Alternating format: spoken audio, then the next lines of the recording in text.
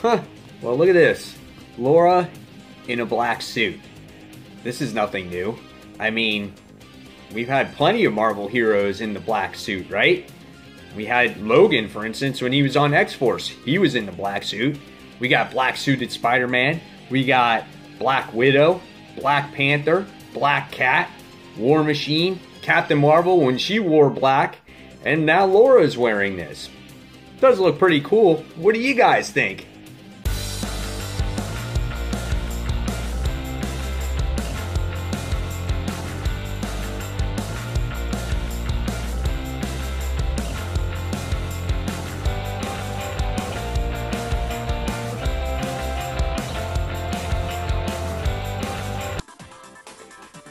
Hey Frontline fans, welcome back to Comic Frontline and Fans. You're back with me, Mike Spider Slayer, getting ready for that all-important comic book review so you, the fans, can make a decision on what comic books to buy. And today, guys, we're talking about all-new Wolverine issue number, what are we on? 19. That's right, guys. Issue number 19. This marks kind of like the resurrection for the X-Men, and there's a change of the X-Men, and now to represent that change, we have Laura as well in her new black costume, and actually Gabby's wearing a new costume as well. I do love the cover. I do actually love the costume. I think she looks great in the black. It gives her more of this darker edge. It's a great cover with the claws are out. And the really cool thing that I like about these X books that came out this week is I like on the top left-hand corner of the cover where you actually get to see the heroes in the corner. Kind of like the old days of Marvel where they used to put the heroes on the top and then they gave you the issue number on the bottom. It just has a nostalgic feel. It just kind of hits home for me when I was growing up as a kid. So, this book is written by Tom Taylor, and the artwork is done by Leonard Kirk. The artwork is absolutely gorgeous in this book. I think it's phenomenal. He goes all out. I love the facial expressions. I love the action that takes place in this book. There's a lot of great looking stuff in here, and even the what's it called? The words in here are really good as well. The lettering, I just like how the machine guns, they're like bip, bip, bip, bip, bip, bip, bip, and then you wind up having all these types of bangs and things like that, and it's cool to see these guys in their new costumes. The one thing that bugged me about them wearing their new costume is I didn't get to see those facial expressions underneath those masks. I would have really loved to see that. But nevertheless, the book is really good looking, and you get to see some different types of heroes in this issue as well, like Spider-Man and Nova and other characters as well, even though they're only in one panel. But Leonard Kirk does a phenomenal job. So what did I think about the actual story this time around? Well, in the beginning of this issue, we wind up seeing this comet. It's coming towards Earth, and no one kind of heard it, right? I mean, it was kind of just got through all the sensors and everything else. And at the same time, we wind up seeing Gabby and Laura trying to stop this human trafficking thing that's been going on. They've been trying to capture this guy. And again, the action that went along with this book was absolutely awesome. You find out that their costumes are on them for a particular reason.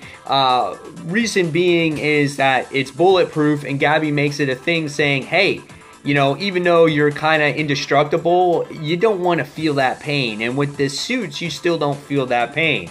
So I thought that was really cool and resourceful on Gabby's part to try to, you know, prevent her from having all that pain that she's been dealing with. And this is the first time also that Laura has been free of the trigger scent and anyone possibly cloning her again in the future and things like that. So as they take care of this human trafficking thing, we wind up seeing Riri Williams, Ironheart, winds up stopping this comet that's been going to hit the Earth.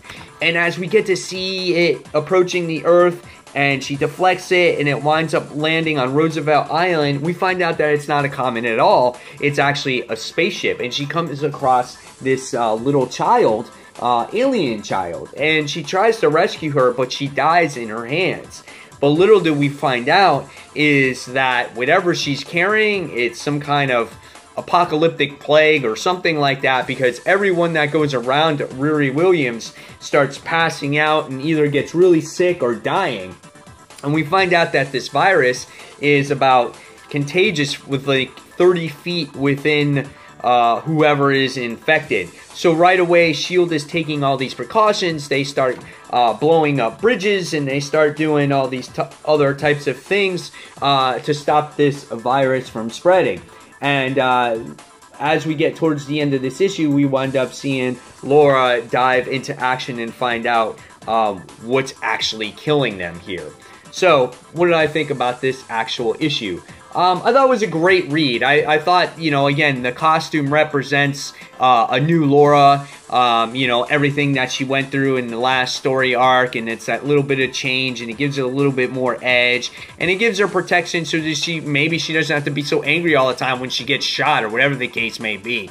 But it was a good, action-packed issue, and really what it does, I think it really sets up for what's to come with this new story arc. We find out that Roosevelt Island is being plagued by some disease. Now Laura has to investigate what is the purpose of this story. I'm sure it will unfold as time goes along, but I love the artwork by Leonard Kirk, and I cannot wait to see what happens in the next issue. Overall, this series has been really well done. Tom Taylor really knows how to bring out the emotion in his characters when he writes them, as long as it's not tied to some type of event, and he really knows how to progress the characters and makes you feel attached. If you haven't read any of other Tom Taylor's work, check out Earth 2 when he wrote that for DC. You can check out Superior Iron Man. That was a really good read as well, and he also did Injustice as well, so that was really good too. So again, guys, check out all his other work. He's a great writer. And guys, in the comments below, tell me what you thought of all new Wolverine issue number 19, and are you digging the new costumes? So fans, as always, thank you for watching Comic Frontline. Don't forget to check out comicfrontline.com. Don't forget to check out our website. Don't forget to check out our live show each and every Tuesday night. And if you guys haven't checked out the X-Men Gold review by Brant Fowler, go ahead and check that out as well. So again, guys, thank you for watching, and until the next comic book review, this is Mike Spider signing off. Take care, guys. Bye.